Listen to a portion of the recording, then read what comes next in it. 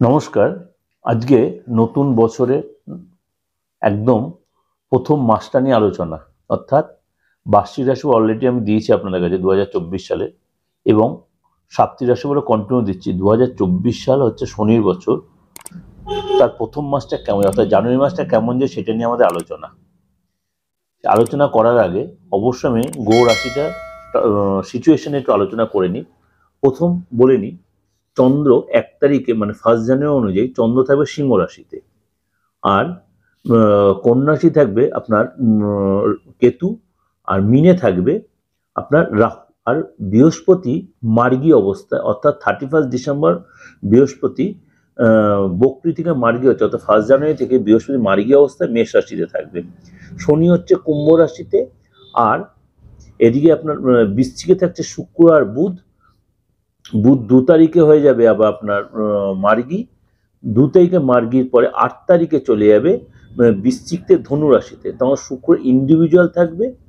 আর এদিকে চলে যাবে আপনার ধনুতে রয়েছে রবি আর মঙ্গল। এই সিচুয়েশনে আমরা বলবো। এরপরে যখন আবার একদম মাসের মাঝখানে চলে যাবে, 8 তারিখে চলে যাবে বুধ, চলে যাবে আপনার ধনু রাশিতে।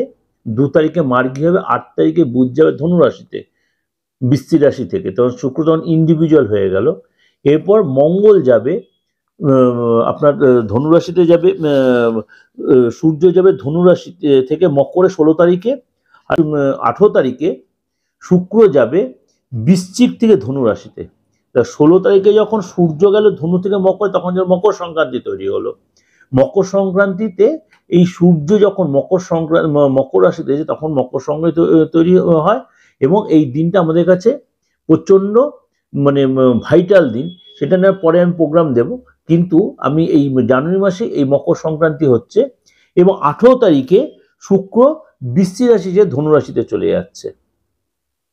এই হলো গ্রহের সিচুয়েশন। এবার চন্দ্র 2.5 দিন অন্তর তার রাশি পরিবর্তন করছে, এবং বৃহস্পতি যাবে হচ্ছে সে মে মাসে আপনার, অর্থাৎ এখন মেষ রাশিতেই থাকবে। শুধু এই সিচুয়েশনে যে 12 রাশির উপর কি এফেক্ট হবে সেটা নিয়ে আলোচনা। যাই হোক, সবাইকে শুভ নববর্ষ, হ্যাপি নিউ ইয়ার। শুভ নববর্ষ যথেষ্ট ভালো কাটাবেন। 2023 সাল যা খারাপ গেছে ভালো গেছে সেই ভুলে গিয়ে, গ্লানি ভুলে গিয়ে, সেই কষ্ট ভুলে গিয়ে নতুন বছর ভালো দিন। কেন শনির বছর এটা, শনির 7.5 চলছে 3টে রাশির উপরে। 3টে রাশি কোনটা কোনটা? মকর, কুম্ভ, মিন। মকরের 3rd স্টেজ, কুম্ভের 2nd স্টেজ, আর মিনের হচ্ছে 1st স্টেজ। আর 7.5 এই 3 রাশি ঢাইয়া চলছে আপনার বৃশ্চিক রাশির উপর দিয়ে, আর কর্কট রাশির উপর দিয়ে ঢাইয়া চলছে। সুতরাং এই সিচুয়েশনে জানুয়ারি মাসে 12 রাশির উপর কি এফেক্ট হয় সেটা আজকে আলোচনা করব। আজকে বলো বৃষ রাশি নিয়ে। বৃষ রাশি প্রথমে বলি, এই মানে জানুয়ারি মাসটা বলার আগে আমি এই বছরটা কেমন যে একটু আপনাদের কাছে ছোট করে একটু আলোচনা করে নিই। যারা অবিবাহিত তাদের কিন্তু এই বছর বিয়ে হয়ে যাওয়ার প্রবল সম্ভাবনা, অবিবাহিতদের। কিন্তু যারা বিবাহিত তাদের কিন্তু খুব সতর্ক থাকতে, তাদের জীবনে এক্সট্রা রিলেশন আসতে হয়। এর জন্য বিবাহিত লাইফে কিন্তু আপনাদের একটু চাপ সৃষ্টি হবে। সুতরাং ভালো মন্দ দুটোই বললাম।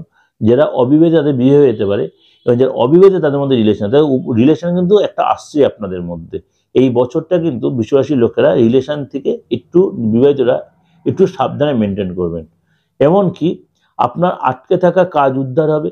আপনি চাকরির চেষ্টা যারা করছিলেন কম্পিটিটিভ এক্সামে, তার চাকরি পাওয়ার সম্ভাবনা প্রবল। বেরোজগারি যারা, তার রোজগার হবে। আমার ভাই বোনের থেকে হেল্প পাবেন, এবং পরিজন বা মিত্র এদের হেল্প পাবে। কিন্তু বাবা মার শরীর নিয়ে বা ফ্যামিলি কারো শরীর নিয়ে একটু ডিস্টার্ব, কোনো ছোটোখাটো অপারেশন বা সার্জারি হতে পারে। সুতরাং এর জন্য আপনাকে একটু অস্থিরতা ভোগে, এটা বছরের কিন্তু বলছি আমি।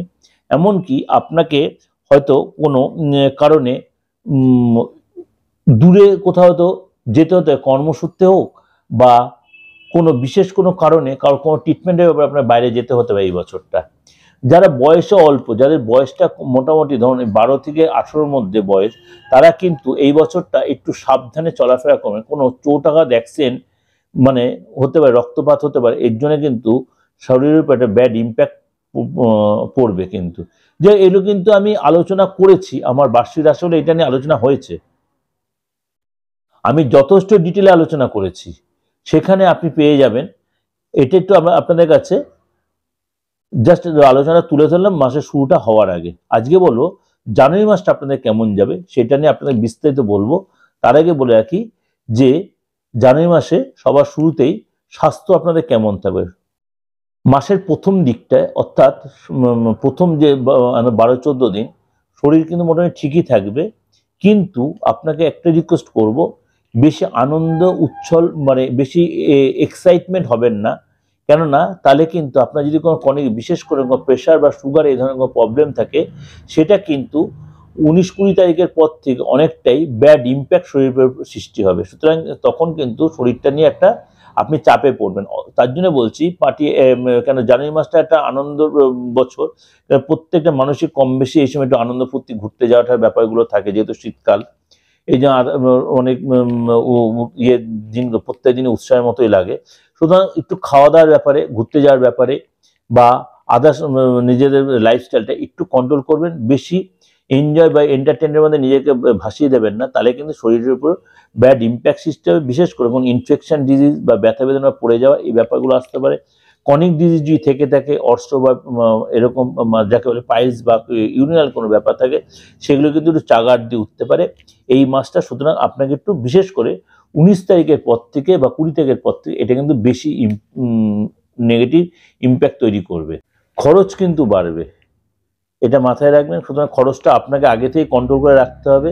কাউকে হয়তো কিছু গিফট দিতে গেলেন বা কোনো অনুষ্ঠানে অ্যাটেন্ড করতে সেখানে কোনো ইনভাইটেশন পেয়েছেন, সেখানে গিফট দিলেন, বা কোনো সামাজিক কাজে কোনো অংশগ্রহণ করে সেখানে হয়তো আপনাকে কোনো ডোনেশন দিতে হলো, বা গাড়িটা রিপেয়ার করতে হলো, বা মোবাইলটা কোনো কারণে নষ্ট হয়েছে, বা আপনার সন্তানের জন্য কিছু কিনে দিতে হবে, বা সন্তানের কোনো বায়না আপনার মেটাতে, বা আপনার লাইফ পার্টনার যে আপনার কাপল যদি আপনার প্রেমিক প্রেমিকা তার কোনো আবদার মেটাতে গিয়ে আপনার কিন্তু এই মাসে খরচের পরিমাণটা বাড়বে। সুতরাং আপনাকে চিন্তা ভাবনা করে স্টেপ ফেলতে হবে, অর্থাৎ অনেক প্ল্যান করে আপনাকে এগোতে হবে।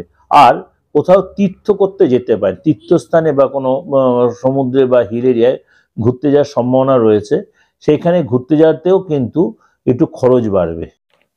নিজের শরীরটা নিয়ে সাবধান, ফ্যামিলির লোকেদের শরীর নিয়েও সাবধান, এবং সন্তানের শরীর নিয়েও সাবধান। ঠান্ডা লাগা বলুন, অ্যালার্জি বলুন, বা কাপ প্রবলেম, ইএনটির প্রবলেম, স্কিনের প্রবলেম, এরকম কিছু খুচকাজ বা ব্যথা বেদনা এই ব্যাপার মানে খুচকাজ যেগুলো, এগুলো যেটা বললাম ক্রনিক ডিজিজ সেটা বললাম, এটাও বললাম, এগুলো কিন্তু একটু নিজেকে কন্ট্রোলে, অর্থাৎ আপনার যে নিয়মিত ওষুধ খাওয়ার ব্যাপার থাকে তাহলে কিন্তু সেটা কন্ট্রোল করবেন। অবশ্যই সেটা অনিয়মিত করবেন না, তাহলে কিন্তু আপনাকে এই শরীরটার জন্য কিন্তু ভুগতে হতে পারে এই মাসটা, কেননা ঠান্ডা লাগার একটা ধাঁচ থাকতে পারে। বিদ্যার্থী যারা, তাদের কিন্তু পড়াশোনায় খুব কনসেন্ট্রেট করা উচিত, কেন এই মাসটা কিন্তু মনটা খুব মানে ছটফট ছটফট করে, মানে ভীষণ এনজয় এন্টারটেনমেন্টের মানে নিজেকে ডুবিয়ে রাখতে ইচ্ছা করে। নতুন কোনো রিলেশন তৈরি হতে পারে, নতুন প্রেম আসতে পারে, নতুন বন্ধু আসতে পারে। পুরনো যে ছেড়ে গেছিল, পুরনো রিলেশন যে ব্রেকআপ হয়ে থাকে, তাহলে কিন্তু সেই রিলেশন আবার ফিরে আসবে। সুতরাং কোনটা ধরবেন আর কোনটা রাখবেন সেটা কিন্তু আপনাকে চিন্তা ভাবনা করে নিতে হবে। যারা বিদ্যার্থী বা যারা বিষয়াসী এমনি নর্মাল আছে, তাদের কিন্তু একটু এই জিনিস, কেন বারবার বলছি রিলেশন আসার সম্ভাবনা প্রবল এই বছরে এবং এই মাসে। যারা চাকরি করছেন তাদের কিন্তু কাজের জায়গায় যথেষ্ট প্রেশার হবে এবং আপনাকে এক্সট্রা কোনো দায়িত্ব দিতে পারে, কিন্তু আপনার সাথে আপনি সহকর্মীদের প্রথম দিকটা সহকর্মীদের যথেষ্ট সহযোগিতা পাবেন এবং বসের সহযোগিতাও পাবেন। কিন্তু ঠিক 19 তারিখের পর থেকে আপনার কিন্তু কাজের জায়গাটা একটু টালমাটাল হতে পারে। দেখা গেল আপনাকে কোনো কারণে হয়তো সরি টু সে শোকজ করতে পারে। সুতরাং আপনাকে খুব সাবধানে মেনটেন করে, কোথাও যদি কোনো এক্সট্রা দায়িত্ব সেটা অবশ্যই মেনটেন করার চেষ্টা করবেন, না হয়তো কিন্তু কাজের জায়গাটা একটু চাপ হতে পারে। যদি আপনি মনে করুন কাজটা হয়তো চলে গেছে বা কাজটা হয়তো কোনো কারণে আপনাকে চাপে ফেলেছে, কোনো হিতৈষী ব্যক্তির দ্বারা সেই চাকরিটা পেতে পারেন আপনাকে, বা কেউ যদি বেকার থেকে থাকেন, আপনার দেখা গেল মানে কোনো আপনার কোনো হিতাকাঙ্ক্ষী লোক আপনাকে চাকরিটা একটা কোনো কর্মের জায়গা আপনাকে ব্যবস্থা করে দিতে পারে। এই মাসে কিন্তু এই বিষয়াসী লোকেদের এই বেনিফিটেডটা হবেন। বা দেখা গেল কোনো কারণে আপনি কাজের জায়গায় কিছু জিনিস রেখেছেন, হয়তো চুরি বা লস্ট বা নষ্ট হয়ে গেল, সেটার জন্য মনটা কিন্তু খুব খারাপ হবে, অর্থাৎ কাজের জায়গার ব্যাপারে একটু আপনাকে মানে চোখ কান খুলে চলতে হবে। দাম্পত্য জীবনে দেখা গেল আপনি যদি প্রেমিক প্রেমিকার অত বিবাহিত না প্রেমিক প্রেমিকার রিলেশন হয়, কোথাও হয়তো ঘুরতে যাওয়ার আপনার বায়না ধরতে পারে আপনার যে প্রেমিক বা প্রেমিকা, হয়তো ঘুরতে গেলেন, বা দেখা গেল আপনাকে হয়তো বললো একটা গাড়ি কেনার কথা, এরকম যদি আপনার সামর্থ্যে কোলায়, সামর্থ্য অনুযায়ী ব্যাপার, হয়তো আপনি লোন করে হলেও গাড়িটা হয়তো কেনার প্ল্যান করে। কিন্তু আমি আপনাদের বলবো বিশ্বাসী লোকেদের, জানুয়ারি মাসে লোন থেকে নিজেকে একটু সরিয়ে রাখবেন। আমি নেক্সট মান্থে যখন আলোচনা করবো তখন সেগুলো বলবো, কিন্তু জানুয়ারি মাসে লোন নেওয়া থেকে একটু নিজেকে কন্ট্রোলে রাখেন, কেন এই মাসে কিন্তু আপনার খরচটা বাড়বে। বাইরে হয়তো কোথাও ঘুরতে দেবেন, আপনার পার্টনার শরীরটা নিয়ে ডিস্টার্ব, আপনি যদি বিবাহিত হন ফ্যামিলির মধ্যে মাঝে মাঝে হয়তো কোনো মতবিরোধ হতে পারে, হয়তো ঘুরতে যাওয়া বা অন্য কোনো কারণে হয়তো মতবিরোধ হতে পারে, সেটা আপনাকে ম্যানেজ করতে হবে। কিন্তু সেটা মতবিরোধ যে সবসময় থাকবে তা নয়, এটা আবার নর্মালও হয়ে যাবে। হয়তো কিছু গিফট দিতে পারেন, উভয়কে কোনো গিফট দিলেন, বা হয়তো কোথাও ঘুরতে গেলেন, বা হয়তো কিছু খাওয়ার দাওয়ার কোথাও হয়তো অ্যাটেন্ড করলেন, কোথাও পার্টি মিটিংয়ে গেলেন, সম্পূর্ণ আবার নর্মাল হয়ে যাবে। যারা ব্যবসা করছেন তারা কিন্তু প্রথম দিকে হয়তো একটু সাপোর্ট পাবেন, কিন্তু মাসের 15 তারিখ থেকে 23-24 তারিখ পর্যন্ত কিন্তু কোনো কারণে আর্থিক চাপ বা মেন্টাল একটা প্রেশারে আপনি থাকতে হবে, কোনো কারণে কোনো সরকারি নোটিশ বা সরকারি কোনো প্রেশার আপনার আসতে হবে ব্যবসা সংক্রান্ত। তার জন্য কিন্তু আপনাকে একটু মানে মানে হট করে কেন মানে কি করবেন দিক বিদিক জ্ঞান শূন্য হয়ে যেতে পারে, এরকম একটা ফ্যাক্টর হতে পারে কিন্তু। সুতরাং সেটা নিয়ে অত এখন কি টেনশন নেবেন না, কিন্তু একটা প্ল্যান আপনি কষে রাখবেন, কাগজপত্র ঠিক রাখবেন। আবার কি 11 তারিখ থেকে 20 তারিখ কিন্তু ব্যবসার ফ্লোটা ভালো থাকবে, কিন্তু এই চাপগুলো আছে আপনার কর্মচারী বা বলুন আপনার কোনো যারা প্রোডাক্ট আপনার মেটেরিয়াল সাপ্লাই দেয়, বা আপনার দোকানে যারা মাল সাপ্লাই, তারা হয়তো আপনার সাথে ঠিকমতো সময়ের মধ্যে ঠিক জিনিসটা সাপ্লাই দিলেন, বা আপনি হয়তো সাপ্লাই বা সার্ভিসটা দিতে পারেন, অর্থাৎ তার জন্য কিছুটা কারণে ব্যবসাটা একটু হ্যাম্পার হতে পারে। কিন্তু ওভারঅল কিন্তু এই 50-50 থাকবে, মানে মাসের কিছুটা সময় আপনার খারাপ গেল, কিছুটা সময় তো ভালো গেল। এটা যে সব পুরো স্মুথলি যেন কন্টিনিউ ভালো যাবে তা কিন্তু নয়, মাঝে মাঝে একটু আপনার যাবে, তার জন্য হতাশ হবে না, আবার নেক্সট মান্থে দেখা গেলো সেটা নর্মাল হয়ে যাবে। তাহলে এগুলো ওভারঅল কিন্তু আপনাদের সাথে আমি দিলাম, প্রেজেন্ট করলাম, ভালো অবশ্যই লাগবে। যদি মনে হয় যোগাযোগ করবেন, করে নিতে পারেন, মানে বুকিং নাম্বার দেয়াই রয়েছে নিচে। আর একটাই রিকোয়েস্ট, যত পারেন লোকের কাছে শেয়ার করেন, আর লাইক করবেন, সাবস্ক্রাইব করুন, নোটিফিকেশনটা অন করেন। নমস্কার, সারাটা মাস সারাটা বছর আপনাদের ভালো থাকুক।